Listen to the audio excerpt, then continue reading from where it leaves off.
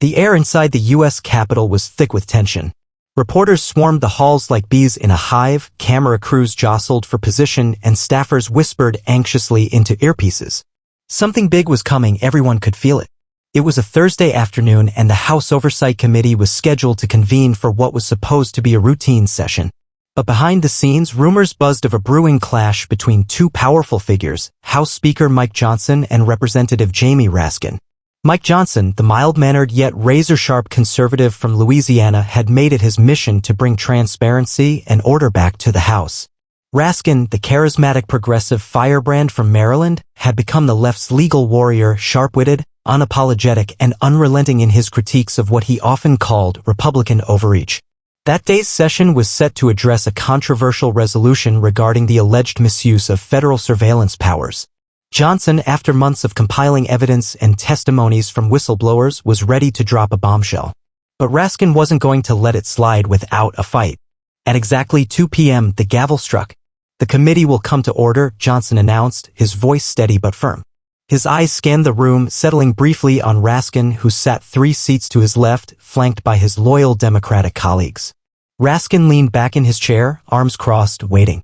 The speaker laid out his case. A secret memo obtained through legal channels indicated that several high-ranking officials had authorized warrantless surveillance on American citizens under the guise of national security.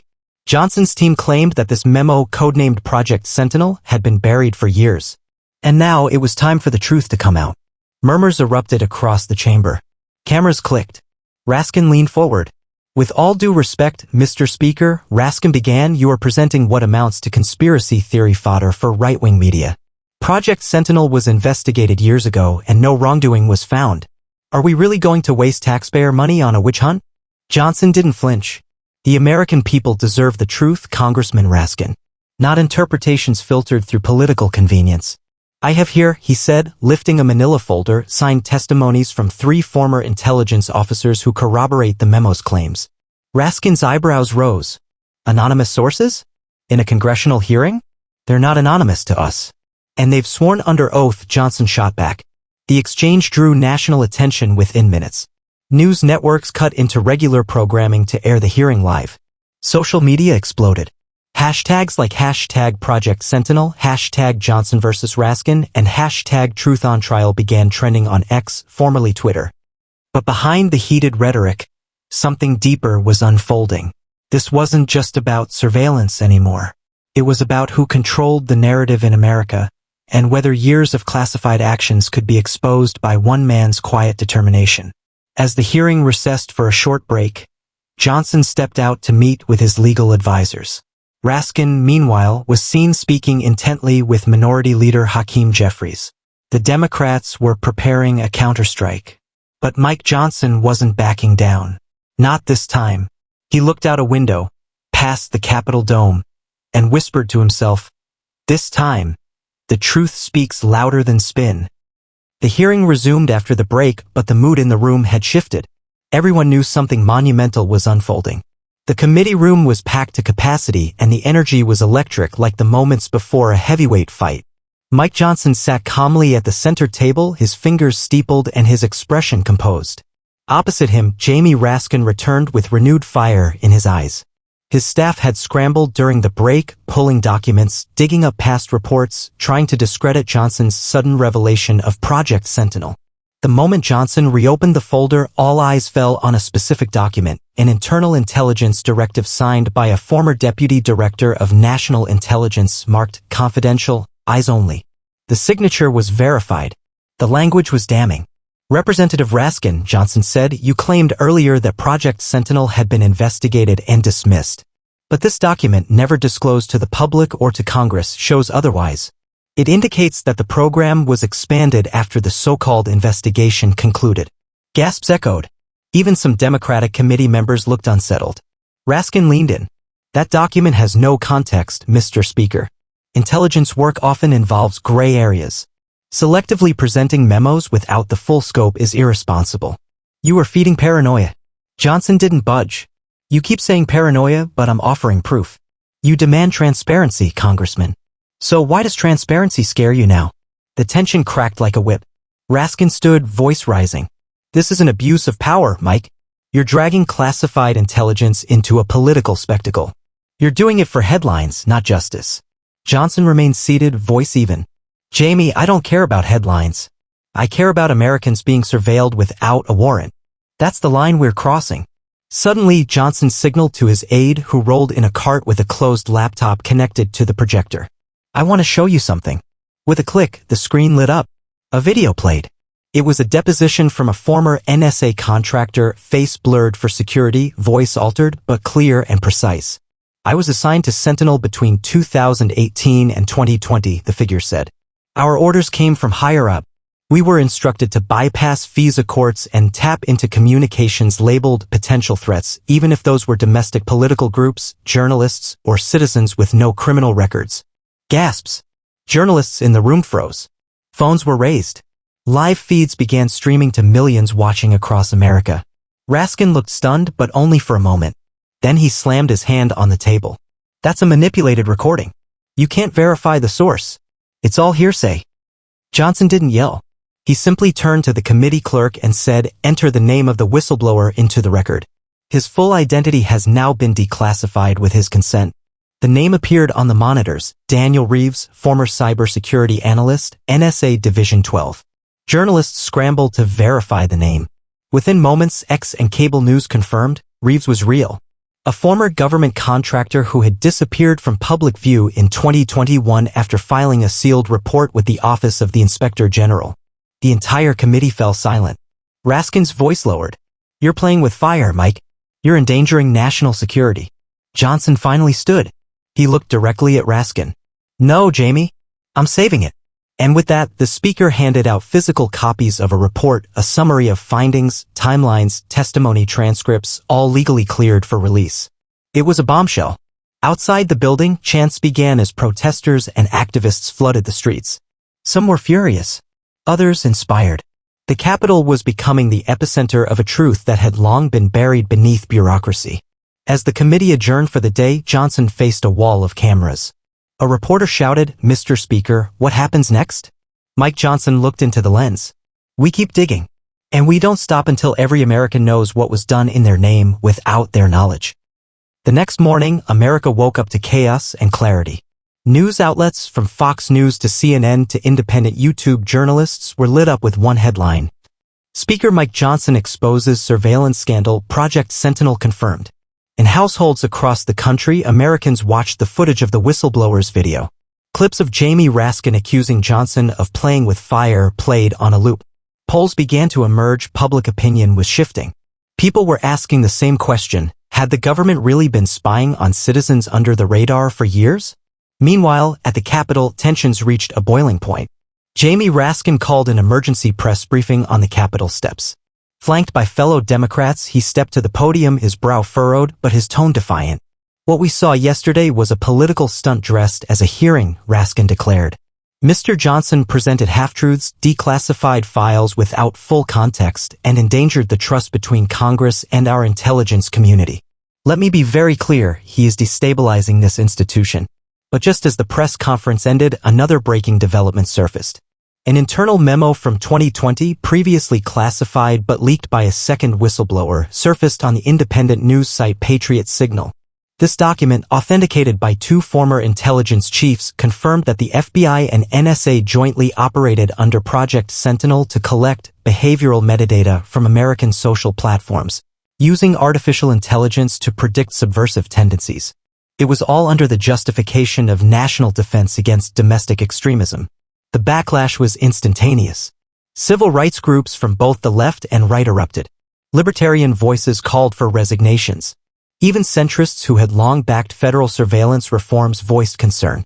Suddenly, Mike Johnson wasn't a partisan disruptor, he was a truth-teller who had opened Pandora's box. Inside the speaker's office, Johnson sat quietly reading a thick stack of documents. His chief of staff, Rachel Darnell, burst in. "Mr. Speaker, it's happening. Senators are demanding a joint investigation. The Senate Intelligence Committee wants a classified session with you by next week." Johnson raised an eyebrow. "And Raskin?" Rachel smirked. "He's rattled. You exposed him on national TV. His own base is split. Some think he's covering for the deep state." But Johnson wasn't smiling.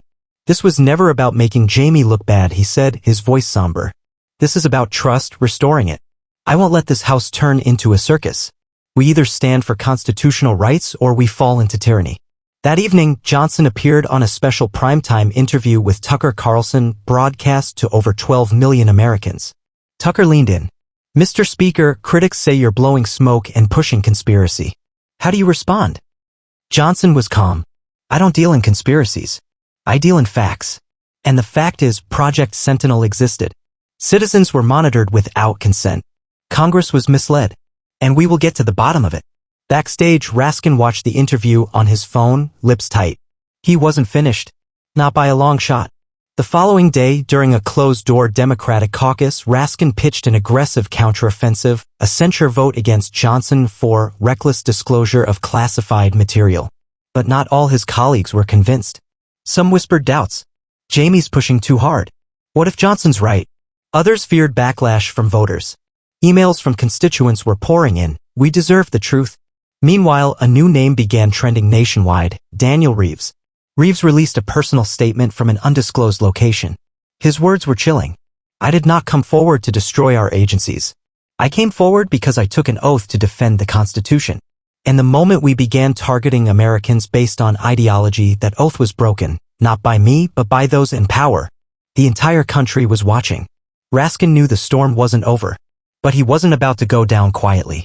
His team began digging into Johnson's past, looking for anything to turn the tide. Meanwhile, Johnson was preparing for his next move. The Capitol was buzzing like a hornet's nest. After Mike Johnson's explosive revelations, Raskin's censure vote was officially tabled. He didn't have the numbers. Public pressure was mounting. Across the aisle, even moderate Democrats were feeling the heat. Some began distancing themselves from Raskin while others urged caution, worried that a misstep now could be catastrophic.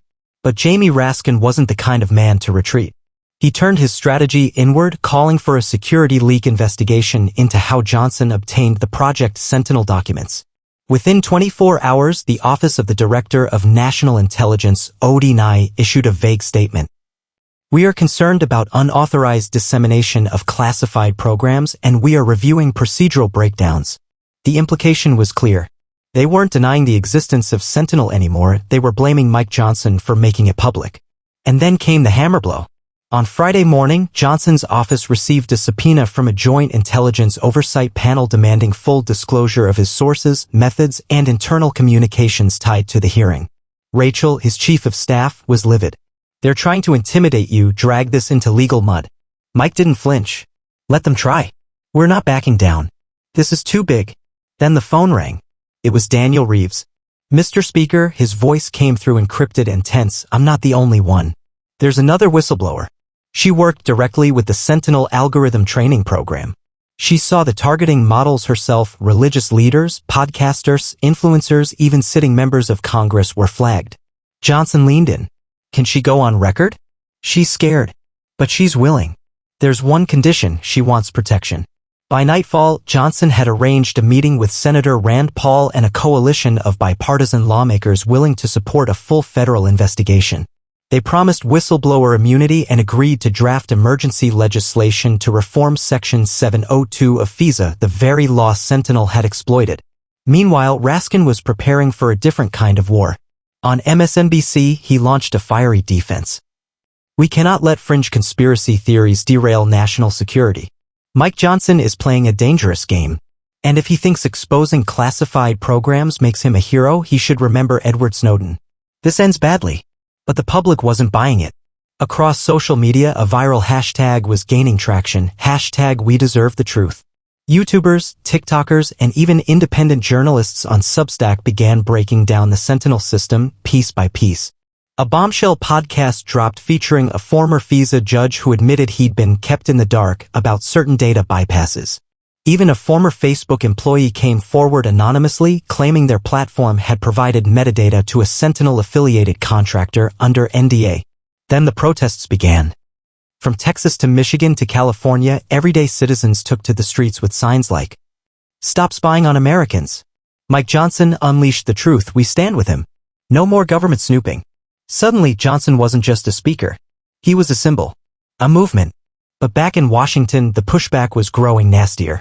That Sunday night, a fake news story broke online claiming Johnson had fabricated documents with the help of a Russian cyber group. Within hours, fact-checkers exposed the lie. It was a planned op traced to an anonymous DC-based server later linked to a federal contract holder. It was dirty. It was desperate. And it proved Johnson was rattling the right cages. Inside a secured conference room, Johnson met with the second whistleblower, codename Athena. She provided him a flash drive. Inside was everything: Sentinel's algorithm, the target database, the keywords flagged, the chain of command, and a chilling internal directive labeled Operation Compass, a plan to expand domestic surveillance under a new AI-enhanced oversight model. Mike stared at the screen, then looked at her. "We're going public," he said. She nodded. "Just make it count." The next day, Johnson called a press conference. American history was about to change. The Capitol Press Gallery was packed wall to wall. Every major network, CNN, Fox News, Newsmax, MSNBC, even international outlets, was streaming live. Speaker Mike Johnson stood at the podium, flanked by a bipartisan group of House members, senators, and 2 uniformed whistleblower protection agents. "Ladies and gentlemen," he began, voice steady, "what you're about to see is not speculation, not theory, and not politics. It's the truth." He tapped a remote.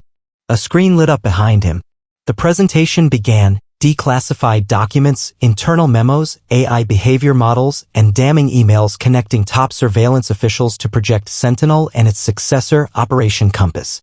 But what hit the public hardest was the chart Johnson displayed in the middle of the briefing, a list of names flagged by the system. Journalists, church leaders, activists, political opponents, even everyday Americans who used trigger phrases like freedom of speech or government overreach. Gasps filled the room. "This," Johnson said gravely, "is not national security. This is digital tyranny." He then introduced Athena, the second whistleblower. Her identity was concealed, but her voice rang through the hall.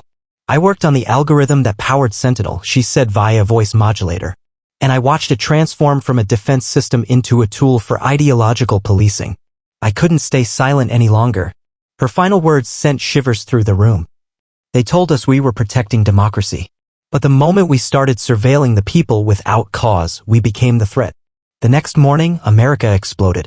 Hashtag Shutdown Sentinel trended for 48 hours straight. Congressional switchboards were flooded. Protests surged outside federal buildings in dozens of cities. And Jamie Raskin? He tried to fight back, calling Johnson a populist demagogue exploiting paranoia. But it fell flat. Even some of his staunchest supporters, including progressive journalists, began asking why he had pushed so hard to bury this. Raskin's role in overseeing the Homeland Security Subcommittee now came under intense scrutiny. A leaked email from his office showed early knowledge of Sentinel's scope but no action taken.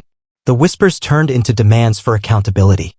Within a week, Speaker Johnson introduced the Freedom Oversight Act, a bipartisan bill aimed at limiting warrantless digital surveillance, repealing parts of the Patriot Act, enforcing full transparency in algorithmic monitoring, establishing a civilian oversight board for intelligence practices.